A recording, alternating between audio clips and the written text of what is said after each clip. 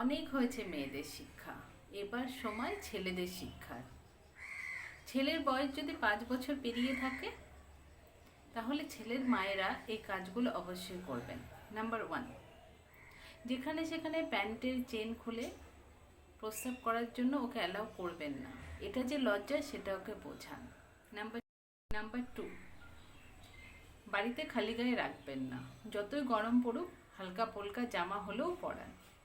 খালি গায়ে থাকাটা যে শোভনীয় নয় সেটা ওকে বোঝান। নাম্বার 3, যখন তখন প্যান্টের মধ্যে হাত ঢুকিয়ে প্রাইভেট পার্ট নিয়ে খেলতে দেবেন না। চুলকানি, অস্বস্তি যাই হোক না কেন সেটা বাথরুমে গিয়ে করতে বলুন, প্রয়োজনে আপনিও সঙ্গে যান। নাম্বার 4, ছেলের যদি 10 বছর বয়স হয়ে যায় পিরিয়ড সম্বন্ধে ওকে জানান। মেয়েদের পিরিয়ড হলে কি কষ্ট হয়, পিরিয়ড কেন হয়, সবটা বিজ্ঞানসম্মতভাবে বোঝান। প্রয়োজনে ওষুধের দোকানে প্যাড কিনতেও পাঠান।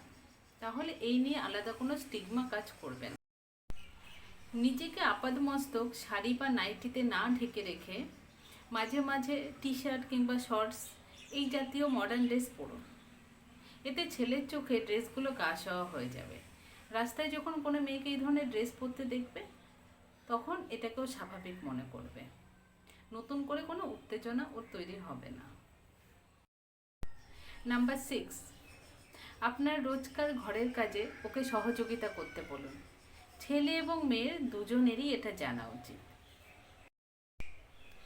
নাম্বার 7, কখনো যদি আপনার ব্রায়ের স্ট্র্যাপ বেরিয়ে যায় তো ছেলেকে সেটা ঠিক করে দিতে বলুন।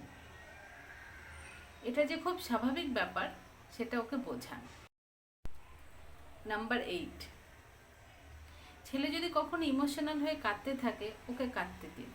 কখনো এরকম বলবেন না যে ছেলেদের কাঁদতে নেই। ছেলেরাও কাঁদতে পারে, ছেলেরা কাঁদলে পরে মেয়ে হয়ে যায় না। এটা খুব স্বাভাবিক একটা ঘটনা। সব শেষে ছেলে আর মেয়ের যে একই অধিকার বোধ, একই দায়িত্ববোধ এবং একই সামাজিক বোধ সেটা ছেলেকে বোঝান। আসলে প্রত্যেকটা ছেলের জীবনেই তার মা হলো তার প্রথম নারী। তাই প্রথম নারীর সাথে জীবনযাত্রা যত সরল হবে, যত সম্মানের হবে, ভবিষ্যৎ জীবনে মেয়েদেরও ততটাই সম্মান করবে। ধন্যবাদ।